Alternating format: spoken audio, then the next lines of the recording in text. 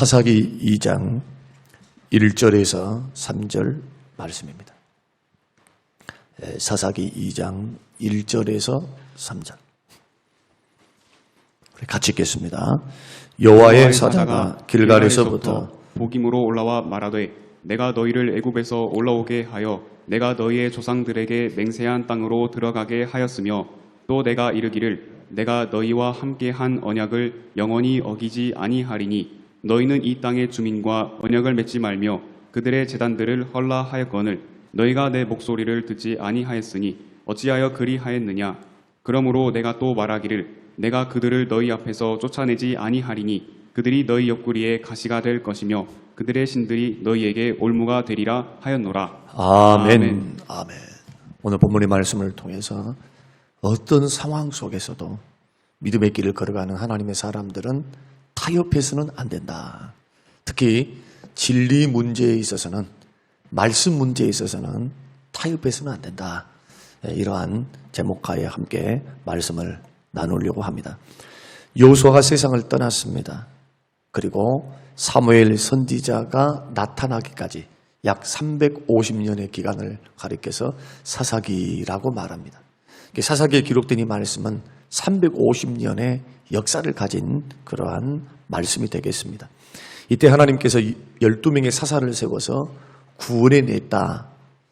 구원해냈다라는 말씀이 사사기 말씀인데, 개인적으로 보면은 12명의 사사는 영웅들입니다. 그들의 출신 성부는 여자도 있었고, 소모는 막대기로 또 600명을 죽이고 사사로 등극했던 삼갈이라고 하는 사람도 있었고, 왼손잡이 온니엘도 있었어요. 왼손잡이라고 하는 것은 오른손에 장애를 가진 장애인입니다. 삼손과 같은 이도 있었고, 하여튼 여러 종류의 사람들을 하나님이 세우셔서 이스라엘 백성들을 구원해 내십니다.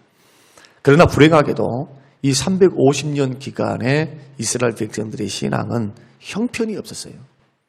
12번이나 하나님을 배신하고 돌아오는 것을 반복합니다. 하나님께서 약속하신 대로 가나안의 축복을 계속 주시면 이 등 따스고 배부르니까 자꾸 딴짓을 해요. 그러면 하나님께서 두고 보시다가 오래 참으시다가 도저히 기미가 보이지 않습니다. 회개할 기미가 보이지 않으면 하나님께서 옆에 있는 나라들을 세워요. 막 일으켜 세워. 옆에 있는 나라를 더 부강하게 만들고 군사력을 강력하게 해서 자꾸 이스라엘 백성들을 침범하게 하십니다. 이것은 뭡니까? 깨달아는 거죠. 그러니까 하나님께서 옆구리에 가시처럼 이스라엘 백성들을 콕콕 찌르시면서 돌아오라 그 말이에요. 그러면 비로소 자기들의 삶을 돌아봅니다. 그리고는 우상을 숭배했던 거, 말씀 불순종했던 것들 철저히 회개해요. 또 부르짖어 기도를 해요. 하나님 도와주세요. 하나님 도와주세요. 잘못했습니다. 그럼 우리 하나님께서는 그 기도를 들으시고 용서하십니다. 용서하시면서 다시 그 땅을 회복할 때는 사사를 세워요. 사사를 세워서 구원을 하시는 이 패턴이 계속해서 반복돼요. 그리고 또 구원에서 평화의 시대가 되어서 10년, 20년, 30년 이렇게 흘러가면 또 하나님의 은혜를 잊어버립니다.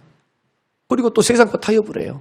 하나님 말씀을 귓등으로 듣고, 심지어는 우상을 숭배하고 하나님보다 돈을 더 좋아하고, 쉽게 말하면 세상 재미보다 돈 욕심이 더 나서 세상 재미보다 하나님을 사랑하지 못하고 그게 더 좋은 거예요. 자연스럽게 신앙의 열정이 식어지겠죠. 그렇지 않겠습니까? 사람은 두 가지를 다 못해요. 잘. 예수님 말씀한 것처럼 하나님의 백성들은 돈이면 돈, 하나님은 하나님 둘 중에 하나를 해야지, 섬긴다고 해놓고 하나님과 돈을 겸하여 섬길 수 없다. 하나를 중히 여기면 하나를 경히 여겨라 이거예요. 돈도 필요하고 하나님도 필요하죠. 그러나 섬기는 데 있어서는 이 두 가지가 다 성립이 될 수가 없다는 거예요. 하나님을 귀중히 여겨야 질서가 바로 잡히게 되겠죠. 그러니까 돈을 더 우선으로 하는 사람들은 하여튼 돈 문제, 돈 버는 문제만 있으면 하나님을 제껴버려요. 하나님을. 돈 문제만 있으면. 주일이고 예배를 드리고 봉사하고 상급을 쌓는 거, 주의 말씀대로 사는 거, 이런 걸 깡그리 잊어버리고 버려버리고 세상의 원리를 따라 살아간다는 거죠. 이스라엘 백성들이 하나님을 몰랐을까요? 예배를 안 드렸을까요? 이들도 다 제사도 드리고 예배도 드리고 그러면서 세상에 나가서는 하나님 말씀 버리고 살았다는 거예요. 엉뚱한 우상을 섬기고 살았고, 이런 것이 장장 350년 동안 12번에 걸쳐 일어났다.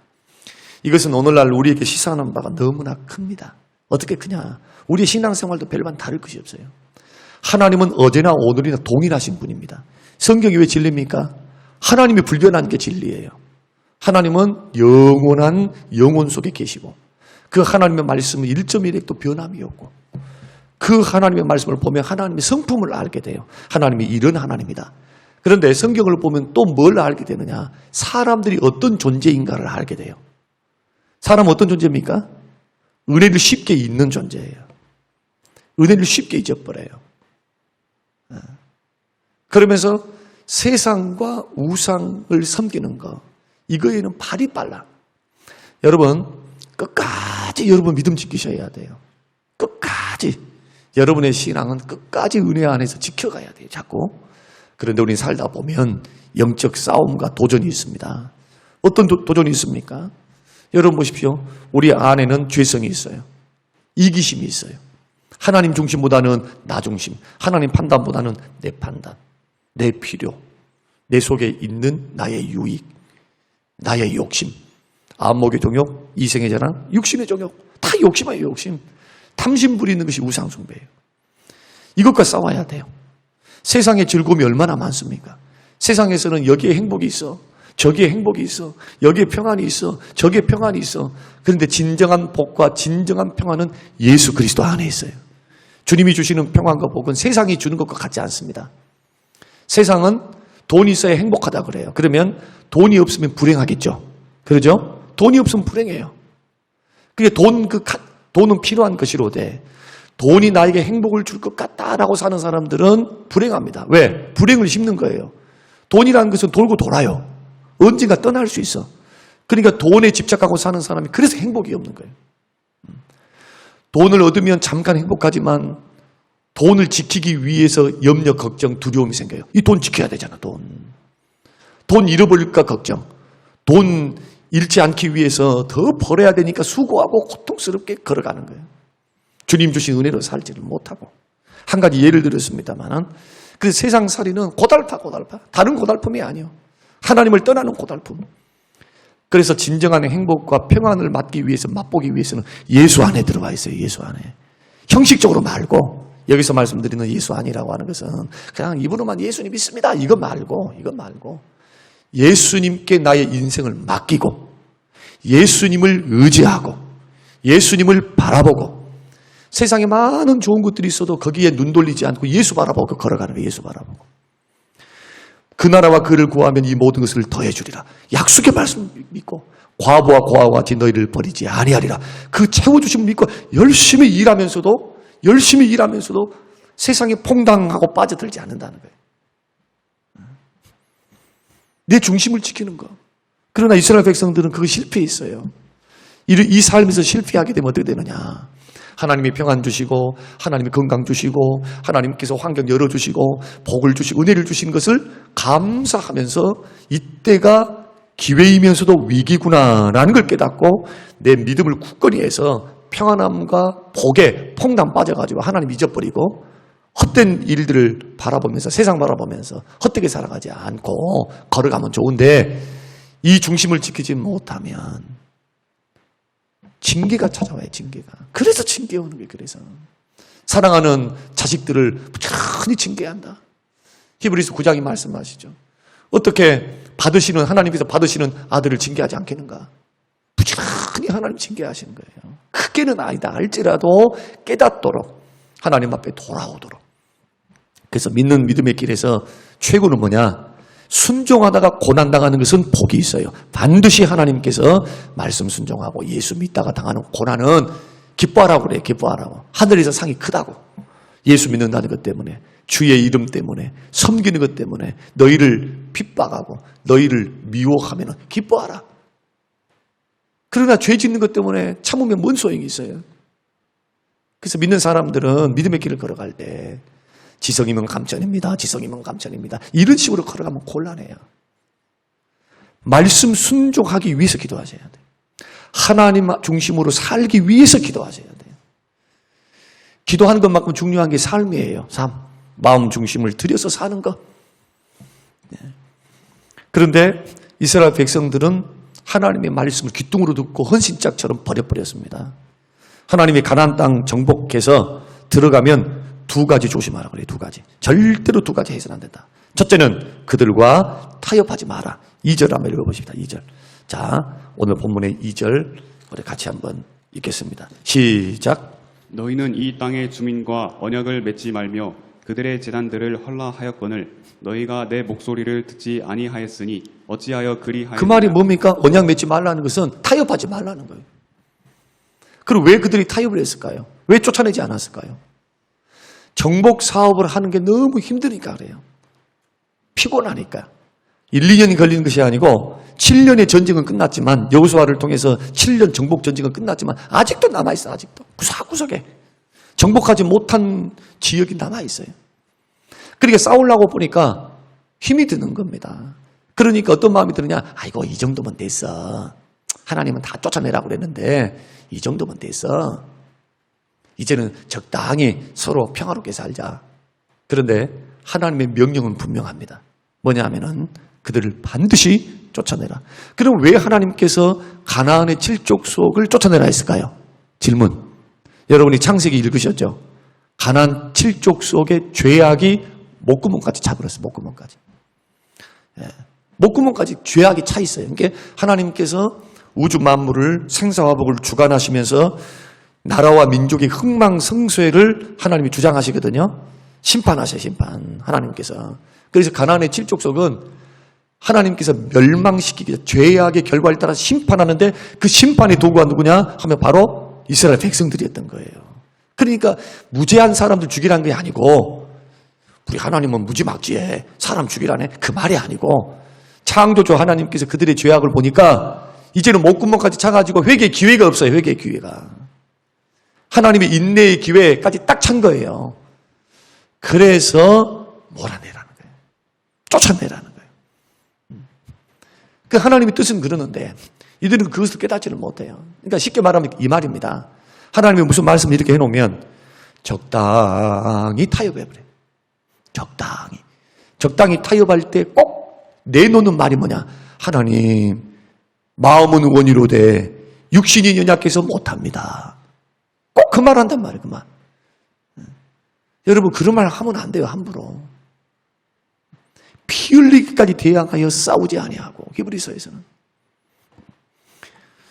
자꾸 하나님 말씀에 불순종하고 순종치 못한 것에 대해서 가볍게 여기지 말고 사랑하라 했으면 사랑을 위해서 기도하라 이거예요. 기도하라고. 나는 저 사람이 이래서 안 돼요. 용서도 안 돼요. 나한테 사과를 안 했으니까 안 돼요. 내 감정이 이러니까 안 돼요. 쳐다만 봐도 미워 죽겠는데 어떻게 돼요. 이러면 곤란하다. 이러면. 그게 순종입니까 그게? 순종이 아니지. 그걸 놓고 얼마나 심각하게 기도해 봤어요. 하나 예를 들어보는 겁니다. 주일을 지키라. 그러면 주일 예배를 위해서 어느 정도로 애써 맞냐 이거예요. 어느 정도로. 하나님 말씀하신 그 명령, 그 말씀을 붙들고 어느 정도로 씨름하면서 살아왔냐 이거예요.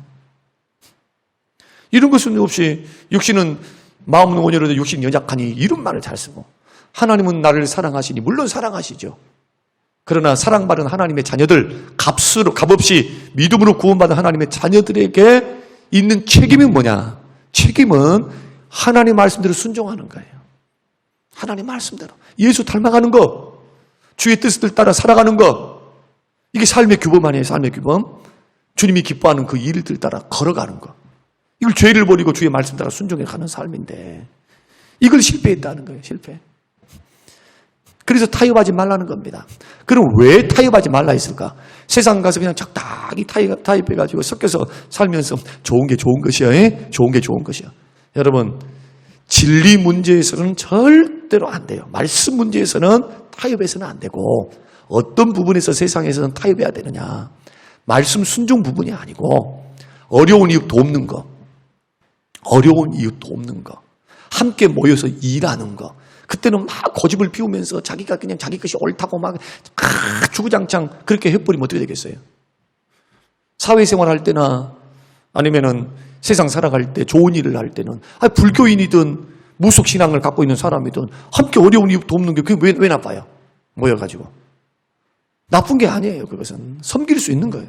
교회 안에서도 똑같이 일을 하다 보면 마음에 안 맞는 일도 있고 내 마음에 맞는 일들도 있어요. 그러나 말씀에 저촉만 안 되면, 하나님 말씀에 저촉만 안 되면 서로 타협을 해야 돼. 타협. 이게 뭡니까? 회의를 하는 거예요. 회의. 의논하고 회의하는 거. 이럴 수도 있고 저럴 수 있을 때는 그렇게 회의하는 거예요. 고집 피우면 안 돼요. 그때는 타협해야지. 그러나 예를 들어서 하나님 말씀이 분명하게 주의를 지키라 이렇게 말씀했다면, 하나님께서 용서하라 그렇게 말씀했다면 그 길 가야 돼. 그 길. 타협하면 안 되는 거예요. 부모 공경하라 하면 부모 공경하는 길로 가야죠. 할렐루야. 이 길로 딱 서 있어야 그게 순종이에요. 그게. 네. 우상 숭배하지 마라. 탐욕이, 탐심이 우상 숭배다. 그럼 우리 마음에 있는 뭘 걷어내야 될까요? 돈을 더 좋아하는 거, 하나님보다 더 돈을 좋아하는 걸 걷어내야지. 그걸 회개하고.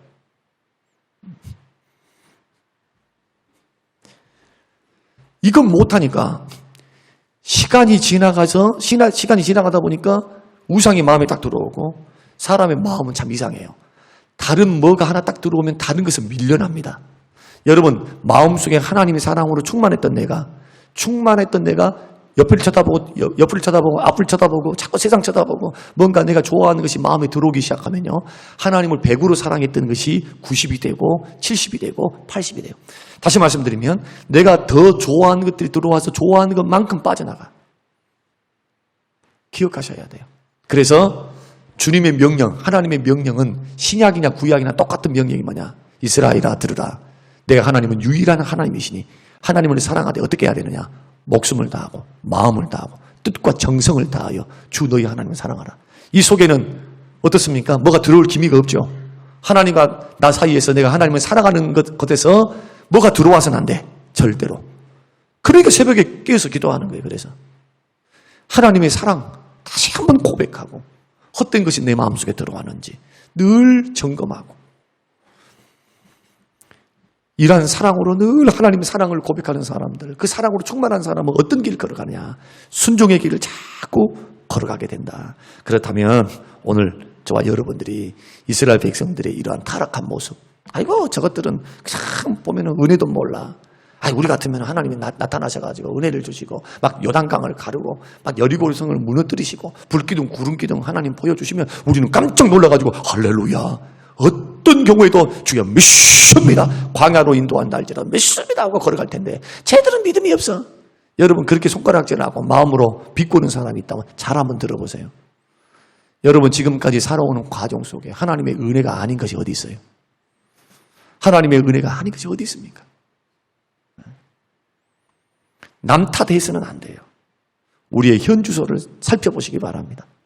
하나님의 은혜를 기억하고 타협하지 말고 하나님 말씀이면 그냥 지레 그냥 포기하지 말고 기도하면서 주여 이 말씀에 순종할 수 있는 힘을 주세요. 은혜 주세요. 돈만 달라고, 건강만 달라고, 뭔가 자식 잘 되게 달라고만 기도하지 말고 주의 뜻대로 살기를 원하오니, 주의 뜻대로 살기 원하오니 주여 뜻을 가르쳐 주시고 주의 말씀 순종하며 살 수 있는 지혜도 주시고 결단도 주시고 은혜도 주시옵소서. 솔로몬이 기도했던 것처럼. 그러면 구하지 아니했던 것조차도 하나님이 나를 보시고 야야 내가 너를 보니까 기특하구나, 네가 구하지 않은 거 부귀영화도 줄게. 뭐가 아까워서 하나님 안 주시겠어요?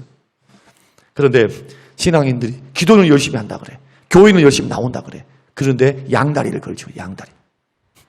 전심으로 주를 사랑하고 전심으로 하나님을 사랑함으로 내가 순종의 길을 걸어가고 있는가? 한번 점검해 보자.